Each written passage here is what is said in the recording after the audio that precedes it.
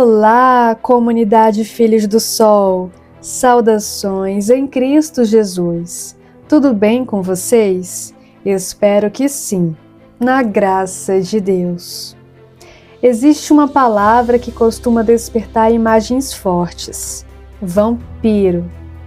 Antes de qualquer coisa, é importante dizer que não estamos falando de superstição ou qualquer elemento de fantasia. Hoje, essa palavra será apenas uma metáfora. Afinal, o vampiro é aquele que suga a vida. E existem muitas coisas que fazem exatamente isso conosco. Há hábitos, distrações, preocupações, ambientes e escolhas que não tiram nosso sangue, mas sugam, drenam algo igualmente precioso: o nosso tempo. E quando o tempo é roubado, pouco a pouco também se enfraquecem a paz, a alegria, a vocação e a missão que Deus confiou a cada um de nós. Vivemos em uma época em que quase todos dizem a mesma frase: não tenho tempo. O curioso é que Deus continua distribuindo exatamente as mesmas 24 horas para cada pessoa. O que muda não é a quantidade de tempo, mas aquilo que ocupa esse tempo. E esse talvez seja uma das maiores perguntas espirituais do nosso tempo atual. Quem está administrando a minha vida? Deus ou aquilo que me distrai de Deus? A palavra de Deus oferece uma luz surpreendente para responder essa pergunta. No início do livro do Eclesiastes, encontramos uma frase conhecida, mas muitas vezes mal compreendida. Vaidade das vaidades. Tudo é vaidade. Quando ouvimos a palavra vaidade, normalmente pensamos em aparência, dinheiro ou orgulho. Mas o autor sagrado está dizendo algo muito mais profundo. No texto original, aparece uma palavra hebraica muito bonita: Hevel. Ela significa sopro, vapor, neblina. Imagine a fumaça que sobe por alguns segundos e desaparece, ou a névoa da manhã que o sol dissipa rapidamente. É isso que significa Hevel. Não é apenas algo bonito ou feio, é algo passageiro, algo inconsistente, algo que parece sólido, mas escapa pelas mãos. Quando o Eclesiastes afirma que tudo é vaidade, ele não está dizendo que a criação não tem valor, muito menos que o trabalho, a família ou os bens sejam maus. O que ele denuncia é outra realidade. Quando transformamos aquilo que passa naquilo pelo qual vivemos, tudo perde o sentido, tudo se torna vapor. É possível viver décadas perseguindo reconhecimento e nunca encontrar descanso. É possível trabalhar sem parar e descobrir, tarde demais, que quase não se conviveu com quem realmente importava. É importante gastar horas comparando a própria vida com a vida dos outros e esquecer completamente o projeto que Deus escreveu para nós. É possível viver buscando aprovação e morrer sem ter descoberto quem realmente somos diante do olhar do Pai. Esses são os verdadeiros vampiros do tempo. Eles não fazem barulho estrondante, não chegam anunciando perigo. Pelo contrário, costumam vestir roupas muito respeitáveis. Às vezes, aparecem como excesso de trabalho. Outras vezes, como entretenimento sem medida. Outras como preocupação constante. Algumas vezes se escondem atrás do perfeccionismo, outras atrás da falsa sensação de produtividade. O tempo vai sendo drenado lentamente e quase não percebemos. Esse é o grande perigo, silencioso. Talvez um dos maiores vampiros do nosso tempo seja a procrastinação. Não porque deixamos apenas tarefas para depois, mas porque adiamos aquilo que realmente importa. Adiamos pedir perdão, adiamos rezar, adiamos um momento para agradecer antes da refeição, ou sequer sentar à mesa e ter uma refeição digna. Adiamos visitar alguém, adiamos cuidar da saúde, começar aquela mudança de vida. Vivemos acreditando que haverá uma ocasião melhor, enquanto Deus continua oferecendo apenas o hoje. Jesus disse no Evangelho: "Não vos preocupeis com o dia de amanhã, pois o amanhã cuidará de si mesmo." Assim está relatado no Evangelho de Mateus. E quantas vezes, meus irmãos de fé, deixamos de viver o presente, porque estamos tentando controlar um futuro que nunca esteve em nossas mãos. A preocupação excessiva também rouba tempo. Ela ocupa horas da mente sem resolver quase nada. Alimenta cenários imaginários, enquanto a graça de Deus continua disponível apenas no momento presente. Outro vampiro silencioso é a distração constante. Nunca tivemos tanto acesso à informação e, ao mesmo tempo, tanta dificuldade de permanecer atentos. Começamos uma tarefa, interrompemos para olhar uma notificação, depois outra, depois mais uma, e quando percebemos, passaram-se minutos ou horas, e a sensação é de que o dia simplesmente desapareceu. As redes sociais, quando usadas com equilíbrio, podem aproximar pessoas, evangelizar, ensinar e servir. O problema não está na ferramenta, está na falta de medida. Quando passamos mais tempo observando a vida dos outros do que vivendo a missão que Deus nos confiou, alguma coisa perdeu o seu lugar, não acha? E junto com isso, aparece outro ladrão do tempo, a comparação. A comparação nunca produz gratidão. Sempre produz insuficiência. Faz acreditar que a felicidade está sempre na vida de outra pessoa. Enquanto olhamos para aquilo que Deus realizou no caminho dos outros, deixamos de cultivar o terreno que Ele confiou exclusivamente a nós. Provérbios ensina repetidas vezes que o sábio observa seus próprios caminhos. A sabedoria bíblica nunca nasce da comparação, mas do discernimento. Também o perfeccionismo pode ser um vampiro muito sofisticado. Existe uma diferença enorme entre fazer bem e querer controlar tudo.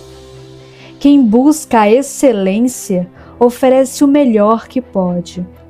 Quem vive prisioneiro do perfeccionismo nunca termina nada, porque tudo parece insuficiente.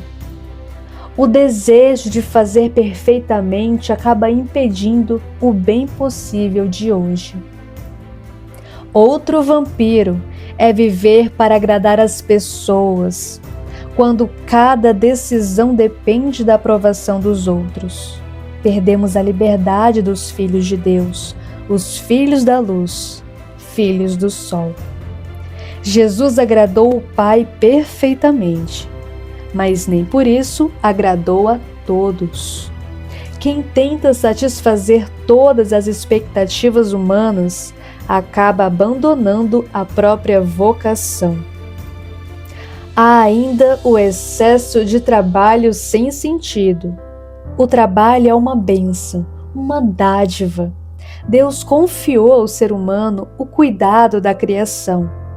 Trabalhar é participar da obra do Criador. Mas existe uma diferença entre trabalhar por amor e viver escravizado pelo trabalho. Quando toda a identidade passa a depender do desempenho, o trabalho deixa de ser serviço e passa a ser prisão. Talvez o vampiro mais perigoso seja justamente aquele que quase ninguém percebe: a falta de oração.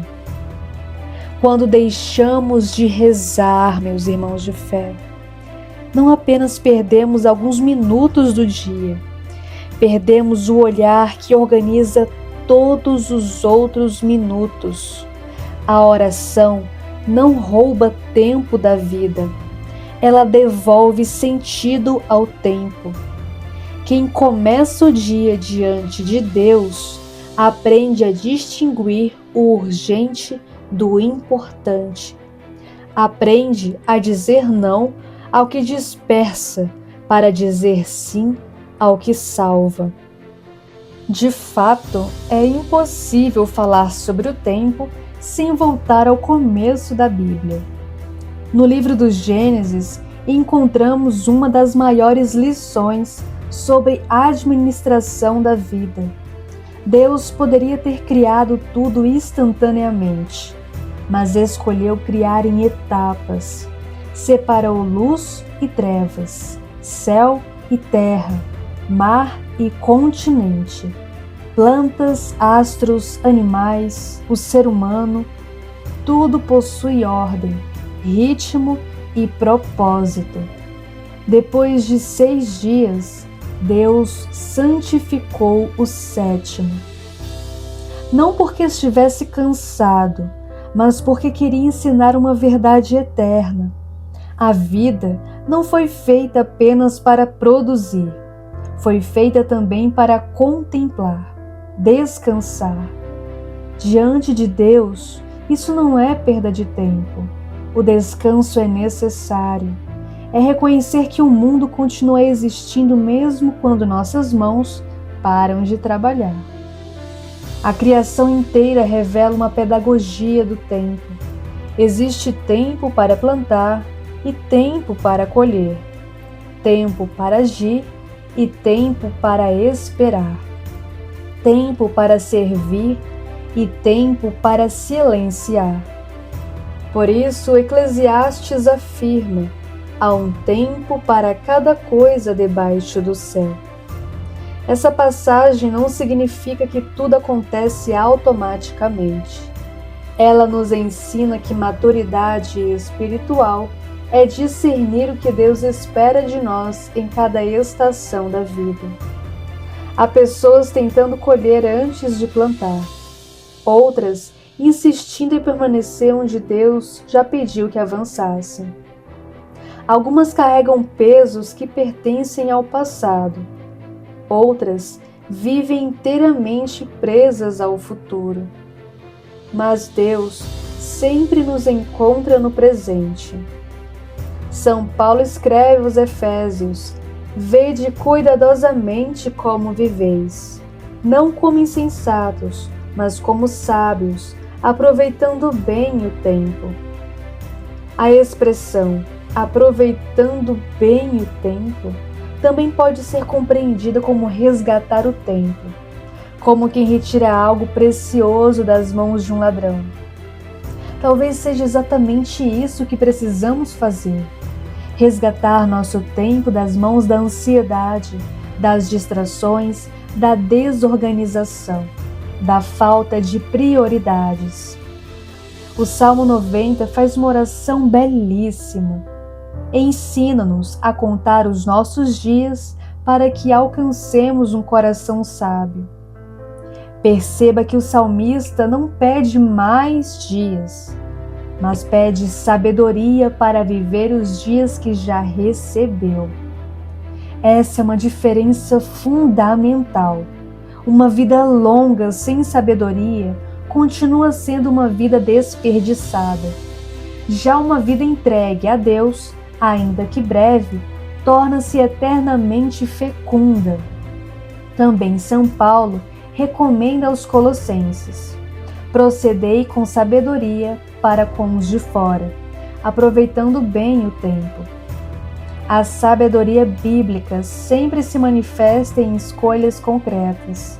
Ela organiza prioridades, ela estabelece limites. Ela sabe que dizer sim para uma coisa significa dizer não para muitas outras. É impossível viver tudo, mas é possível viver aquilo que Deus espera de nós. O Evangelho de Lucas apresenta uma cena profundamente atual. Marta e Maria recebem Jesus em casa. Marta trabalha intensamente. Maria permanece aos pés do Mestre. Jesus não condena o serviço de Marta. O que ele corrige é a desordem interior. Marta estava ocupada com muitas coisas, enquanto apenas uma era necessária. E essa frase, meus irmãos de fé, pode ser uma das mais importantes para o nosso tempo. Estamos ocupados com tantas coisas, mas será que estamos ocupados com as coisas necessárias? Existe uma enorme diferença entre agenda cheia e coração pleno. Também faz parte dessa boa administração do tempo o cuidado com o próprio corpo. Vivemos em uma cultura que oscila entre dois extremos: ou transforma o corpo em objeto de idolatria, ou o trata com descuido. A visão cristã não aceita nenhum desses extremos. Nosso corpo é dom de Deus, templo do Espírito Santo, é instrumento da missão.